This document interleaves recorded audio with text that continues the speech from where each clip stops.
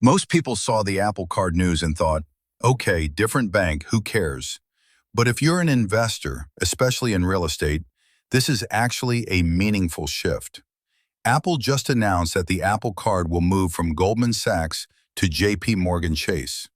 And while this sounds like back-end plumbing, it has real implications for underwriting, credit behavior, rewards, and how this card fits into an investor's financial stack.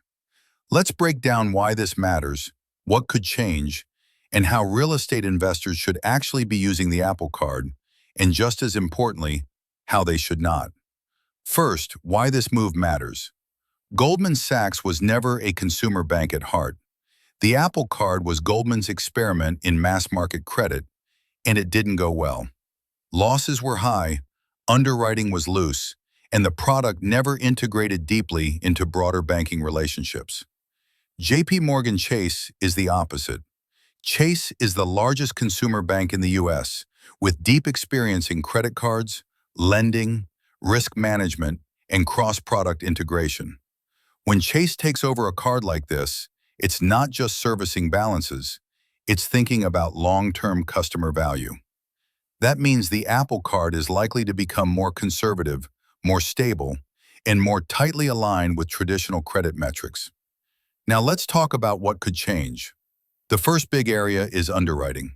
Goldman was relatively aggressive approving Apple Cards, sometimes for thin-file borrowers or people with limited history. JP Morgan is known for tighter credit standards. Over time, you could see fewer approvals, lower starting limits, and more emphasis on income, credit depth, and overall relationship with the bank. Second, credit limits and line management.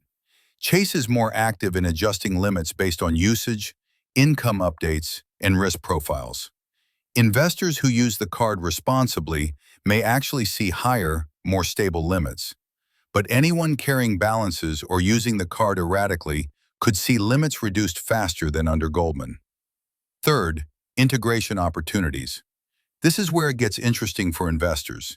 Chase has a massive ecosystem: checking, savings, mortgages, business banking, credit cards, and lending. Over time, it's very possible the Apple Card becomes more integrated into Chase's broader financial products, even if it remains Apple-branded on the front end. That could mean better reporting, better payment handling, and potentially better long-term stability for users who care about clean credit profiles. Now let's bring this directly to real estate investors. The Apple Card is not a leverage tool. It is not a funding source for deals, and it should never be used to float renovations, carry large balances, or substitute for real financing.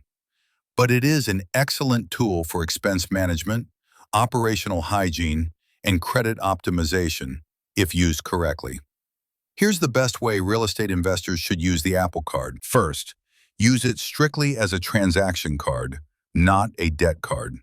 The Apple Card reports as a standard revolving account. You want high usage clarity and low utilization. That means using it for predictable, recurring expenses and paying it off monthly. Second, use it for operating expenses, not capital expenses. Think software subscriptions, utilities, small maintenance purchases, inspections, supplies, phone bills, internet, and everyday business-adjacent spending. These are expenses you're paying anyway, and the Apple Card's clean interface makes tracking easy. Third, take advantage of daily cash back, not point speculation. Apple Card cash back is simple and liquid. For investors, simplicity beats chasing points that complicate accounting. Cash back can be swept into reserves, offset expenses, or simply reduce friction. Fourth, keep utilization low. This is critical. Even if you have a high limit, you should aim to report under 10% utilization. That protects your credit score, which directly impacts mortgage rates, DSCR loans, portfolio lending, and insurance pricing. Now, what should real estate investors not do with the Apple Card? Do not use it to fund down payments. Do not use it to float rehab costs.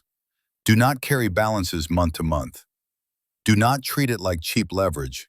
Credit cards are the most expensive capital you can access.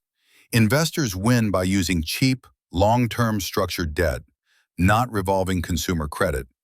Now let's talk about why JP Morgan specifically matters here. Chase cares deeply about customers' quality.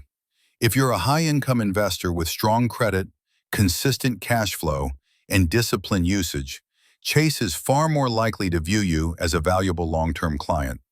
That can indirectly benefit you across other lending relationships, even if the Apple Card itself remains a standalone product. On the flip side, Chase is also faster to cut risk. If you're sloppy, over-leveraged, or inconsistent, expect less tolerance than Goldman had. For disciplined investors, this is a net positive. Now let's zoom out to the bigger picture. This move is another signal that banks are tightening around consumer credit quality. Easy money experiments are ending. Underwriting discipline is back. And for investors, that means clean credit profiles matter more than ever. Your credit score isn't just about borrowing money. It affects your insurance premiums, your loan pricing, your access to capital, and your negotiating leverage. Used correctly, the Apple Card under JP Morgan can be a clean, low-friction tool in an investor's financial system. Used incorrectly, it's just another expensive liability. So here's the takeaway. This move doesn't change real estate investing overnight, but it does reinforce a core rule. Treat credit cards as tools, not lifelines. Use them for organization, tracking, and efficiency, not leverage. Investors win by stacking cheap debt, clean credit, strong cash flow, and disciplined systems. JP Morgan taking over the Apple Card signals that the system is moving back toward discipline, and disciplined investors benefit the most. If you want more breakdowns on how to structure credit, banking relationships, and capital stacks the smart way, follow the Finance Shark.